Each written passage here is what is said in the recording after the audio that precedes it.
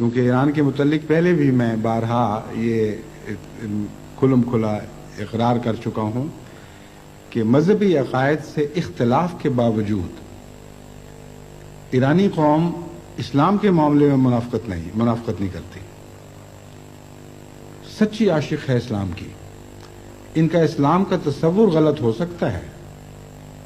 یہ تو ہو سکتا ہے کہ شیعہ میں بعض ایسے عقائد کے قائل ہوں جن سے ہم اتفاق نہیں کرتے، یہ بھی ہو سکتا ہے کہ اسلام کے تصور میں جہاں تک اسلام کے دنیاوی یعنی سیاست کا تصور ہے، ان کے تصور میں، ان کے خیال میں بہت سی غلطیاں ہوں، یعنی اسلام کے سیاسی تصور میں ان کے خیال میں غلطیاں ہوں، اور ہیں میرے نزدیک، لیکن جان بوجھ کر اسلام سے غداری کریں یہ ایرانی قوم سے ممکن نہیں ہے، اور ان کی تاریخ بھی خدمت اسلام کے